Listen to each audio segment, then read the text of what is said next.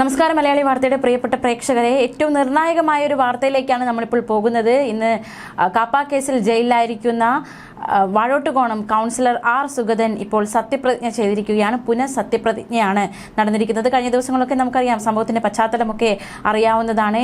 അതായത് ദൈവങ്ങളുടെ നാമത്തിൽ സത്യപ്രതിജ്ഞ ചെയ്ത സാഹചര്യത്തിൽ 20ഓളം കൗൺസിലർമാർ വീണ്ടും സത്യപ്രതിജ്ഞ ചെയ്യണമെന്ന ഹൈക്കോടതി വിധി വരുന്നു.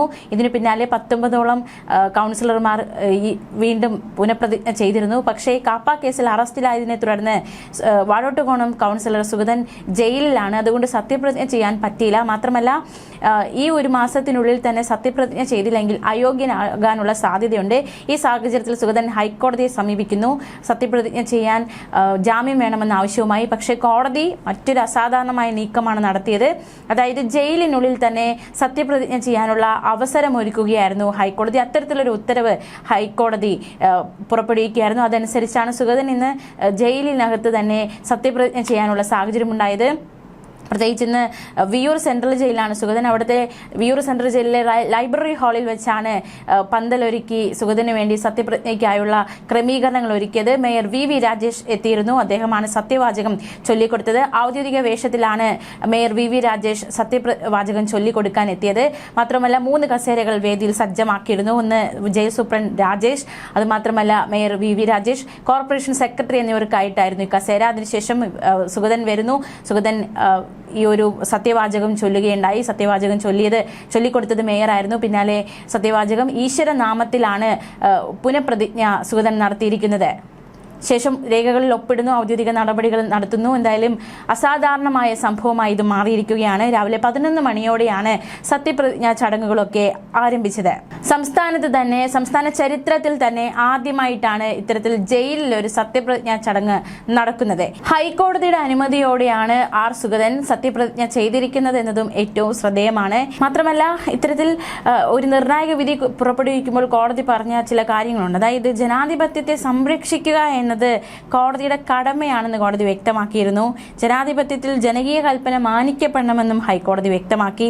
അസാധാരണമായ സാഹചര്യങ്ങളിൽ അസാധാരണമായ തീരുമാനമെടുക്കാനുള്ള അവകാശം കോടതിക്കുണ്ട് എന്നും വ്യക്തമാക്കുകയുണ്ടായി കോടതി. ഈ ഒരു നിർദ്ദേശങ്ങൾ, ഈ പോയിന്റുകളൊക്കെ ചൂണ്ടിക്കാട്ടിയാണ് ഇത്തരത്തിൽ ജയിലിനുള്ളിൽ വെച്ച് തന്നെ ആർ സുഗതന് ഇത്തരത്തിൽ സത്യപ്രതിജ്ഞ ചെയ്യാനുള്ള അവസരം കോടതി ഒരുക്കിയത്. കാപ്പ കേസിൽ ജയിലിൽ കഴിയുന്ന തിരുവനന്തപുരം നഗരസഭയിലെ BJP കൗൺസിലർ ആർ സുഗതൻ എന്തായാലും വിയൂർ സെൻട്രലിൽ വെച്ച് സത്യപ്രതിജ്ഞ ചെയ്തിരിക്കുകയാണ്.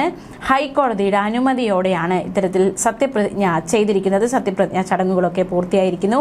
അതിനുശേഷം മേയർ മടങ്ങുകയുണ്ടായി. സുഗതനെ സെല്ലിലേക്ക് തന്നെ മാറ്റുകയും ചെയ്തു. കഴിഞ്ഞ ദിവസം LDF-ഉം UDF-ഉം ഒക്കെ ഇത്തരത്തിലൊരു വിധി വന്നപ്പോൾ കോടതി വിധിയെ മാനിച്ചുകൊണ്ട് തന്നെ നിർണായകമായ ചില പ്രതികരണം നടത്തിയിരുന്നു. LDF പ്രതികരിച്ചത് ഇപ്രകാരമാണ്. LDF പാർലമെന്ററി പാർട്ടി ലീഡർ പറഞ്ഞത് ഇത് നഗരവാസികൾക്ക് അപമാനമാണ് എന്നാണ്. കേരള ചരിത്രത്തിൽ തന്നെ കേട്ടുകേൾവിയില്ലാത്തതാണ് ഇത്തരമൊരു സത്യപ്രതിജ്ഞയെന്നും രാഷ്ട്രീയ കേസുകളിൽ ജയിലിൽ അടയ്ക്കപ്പെട്ടവർ അവിടെ കഴിഞ്ഞുകൊണ്ട് തിരഞ്ഞെടുപ്പുകളിൽ മത്സരിക്കുകയും ജയിക്കുകയും ചെയ്തിട്ടുണ്ട്. എന്നാൽ ക്രിമിനൽ കേസുകളിൽ പ്രതിയായതിനാൽ നാട്ടിൽ നിർത്താൻ കൊള്ളരുതാത്ത വ്യക്തിയെന്ന് കണ്ടെത്തി മറ്റൊരു ജില്ലയിലെ ജയിലിൽ അടയ്ക്കപ്പെട്ടയാളാണ് ജയിലിൽ സത്യപ്രതിജ്ഞ ചെയ്യുന്നതെന്നും ഇതിലൂടെ വാഴോട്ടുകോണം വാർഡിലെ ജനങ്ങളെ മാത്രമല്ല നഗരവാസികളെ ആകെ മേയറും BJP നേതൃത്വം പരിഹസിക്കുകയാണെന്നും ദീപക് ആരോപിച്ചു. കാപ്പ കേസിലെ പ്രതിയെ കൗൺസിൽ അംഗമാക്കാൻ കാണിക്കുന്ന ആവേശം മഴക്കാലപൂർവ്വ ശുചീകരണത്തിലോ മാലിന്യ നീക്കത്തിലോ പകർച്ചവ്യാധി നിയന്ത്രണത്തിലോ ശുദ്ധജലക്ഷാമം പരിഹരിക്കുന്നതിലോ മേയർക്കില്ലെന്നും ദീപക് കുറ്റപ്പെടുത്തി. ശബരിനാഥിന്റെ പ്രതികരണം നോക്കാം. സുഗതന്റെ നാടുകടത്തലും പിന്നൊരു കാലുകുത്തലും എന്ന് പറഞ്ഞുകൊണ്ട് ഫേസ്ബുക്കിൽ ആയിരുന്നു ശബരിനാഥിന്റെ പ്രതികരണം. കൗൺസിലർ സുഗതന്റെ സത്യപ്രതിജ്ഞാ ചടങ്ങ് വിയൂർ ജയിലിൽ നടത്തണമെന്ന കോടതി വിധിയെ സ്വാഗതം ചെയ്യുന്നു. സുഗതനെതിരെയുള്ള കാപ്പ കേസ് ബഹുമാനപ്പെട്ട കോടതി വളരെ പ്രാധാന്യത്തോടെ കാണുന്നു എന്നതാണ് ഈ ഉത്തരവിന്റെ പൊരുൾ. പക്ഷേ ഒരു ജനപ്രതിനിധി അത് ആരായാലും ഏത് സാഹചര്യമായാലും സത്യപ്രതിജ്ഞ ചെയ്യണമെന്നുള്ളത് ജനങ്ങളുടെ അവകാശമായതുകൊണ്ട് മാത്രമാണ് ബഹുമാനപ്പെട്ട കോടതി സുഗതന് അനുമതി നൽകിയത്. ഇല്ലെങ്കിൽ വിധി മറ്റൊന്നാകുമായിരുന്നു എന്നാണ് എന്റെ വിശ്വാസം. ഒന്നുകൂടി പറയട്ടെ, സുഗതന്റെ അയോഗ്യതയുമായി ഈ കേസിന് ബന്ധമില്ല. അത് വരും ദിവസങ്ങളിൽ കൗൺസിൽ കൂടുമ്പോൾ നിയമപരമായി തന്നെ ചർച്ച ചെയ്യും. എന്തായാലും BJP ഭരിക്കുന്ന കോർപ്പറേഷനിലെ ഒരു അംഗത്തിന് സ്വന്തം കോർപ്പറേഷനിലോ സ്വന്തം നാട്ടിലോ കാലുകുത്താൻ കഴിയാതെ 288 കിലോമീറ്റർ ദൂരെ ജയിലിൽ സത്യപ്രതിജ്ഞ ചെയ്യേണ്ടി വരുന്നത് തിരുവനന്തപുരത്തിന് നാണക്കേടാണ്, ഭരണസമിതിക്ക് അപമാനമാണ് എന്നായിരുന്നു ശബരിനാഥിന്റെ പ്രതികരണം.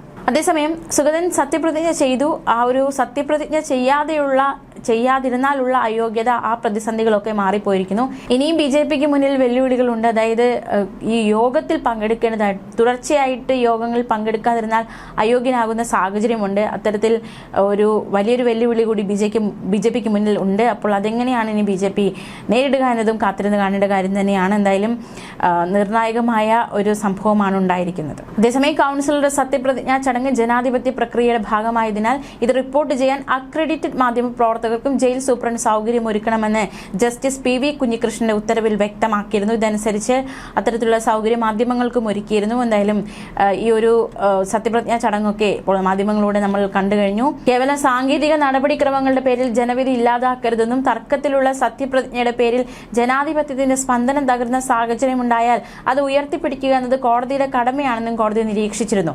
ജനാധിപത്യപരമായ നടപടിക്രമങ്ങൾ കർശനമായി പാലിക്കപ്പെടുന്നുണ്ടെന്ന് ഉറപ്പുവരുത്തുക മാത്രമാണ് കോടതിയുടെ ഉദ്ദേശമെന്നും കോടതി ഉത്തരവിൽ വ്യക്തമാക്കിയിട്ടുണ്ടായിരുന്നു. എന്തായാലും സത്യപ്രതിജ്ഞ ചെയ്തിരിക്കുന്നു R. Sugathan. News desk Malayali വാർത്ത.